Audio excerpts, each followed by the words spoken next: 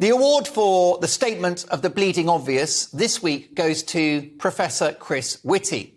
He's the Chief Medical Officer of England, who has said that Britain will face a prolonged period of excess deaths due to the pandemic, but not from the coronavirus itself. That's right, not from COVID. There's a surprise. He has claimed the nation faces a rising death toll from heart disease and cancer cases as thousands of routine treatments and appointments were delayed. Whitty worked alongside Chief Scientific Advisor Sir Patrick Vallance. They were a double act more terrifying than Jedward. Apologies to anyone offended by that photograph of Jedward. These professors of doom took our hand in March 2020 and walked us into hell. Off the back of hysterically inaccurate junk modelling from Imperial College and the long discredited Professor Neil Ferguson, this duo adopted the Chinese Communist Party policy of shutting down the country at a cost of $500 billion and the rest. Because the long-term systemic damage to the country and the economy is something that we haven't even come to terms with yet. We could be poorer for 50 years. Britain is damaged and diminished thanks to what has been, in my view, the completely failed experiment of lockdowns and other COVID measures. At the start of the pandemic, the likes of Jenny Harries said, "Don't wear a mask," with doubts about their effectiveness. And then, as behavioural science took over from actual science, they muzzled the nation. We can all forgive the first few weeks of that initial lockdown when the virus was an unknown quantity. But once we knew the infection fatality rate was small, it should have been clear that this virus, which would of course deliver no symptoms for a third of the population, remember the campaign? Act like you've got it. It should have been clear that we could not and should not try to control the virus. China are doing that right now. How's that working out for them? Protect the vulnerable, as recommended by the Great Barrington Declaration, absolutely. But allow the rest of the healthy population to get on with their lives and contribute to the economy. That is what we should have done. Instead, we closed once viable businesses and paid perfectly healthy people to stay at home. We shut schools, hindering the opportunities of a future generation as well as impacting their mental and physical health. We taped up playgrounds. We shut gyms and sports centres and closed the parts of supermarkets selling supposedly non-essential items.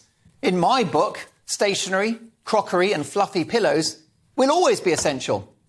We had arrows in supermarkets and you couldn't get into shops without boiling your hands with hydrochloric acid on entry. It was madness, and a poorer country is the result. We've got no money for the police to tackle crime. We've got no money for the courts and prisons to lock away dangerous people. We've got no money for proper defence to face down monsters like Putin. We've got no money to give the nurses the pay rise they clearly deserve. I don't want to demonise Whitty and Vallance. They are very accomplished men and very decent men, no doubt. They were trying to save lives and protect the NHS. I understand that. I acknowledge that. And of course, they were not alone around the world. Only Sweden and certain states in America, among others, saw sense. But Whitty and Vallance's job was the preservation of public health. In the absence of a proper cost-benefit analysis of going into lockdown, the impoverishment of the country was the worst possible thing for public health. No country that made itself poorer ever made its population healthier. It takes resource, it takes money to look after people who aren't well. And now Whitty admits that thousands more are dying from cancer and heart disease as a result of lockdowns. Who knew the cure was worse than the disease? Well, everyone that said it at the time. But we were the bad people then, remember? The heartless granny killers. Failed COVID measures have produced a public health catastrophe far worse than COVID itself, which was only ever a serious threat to people in older age and or people with a high BMI or in poor metabolic health. We forgot that diseases like cancer are much worse than COVID. And thanks to these policies, it's now a young mother that has to say goodbye to her children because she didn't get that lump checked during the pandemic. Lockdowns, for all their cost, should have moved the dial significantly in curtailing the virus. So show me a country in the world that did not lock down that had a worse outcome. You won't find one. In the case of Sweden, it was better, among the lowest excess deaths in the world since 2020, according to the WHO, no less. Anyone that backed these ruinous measures is responsible for a badly damaged country and economy.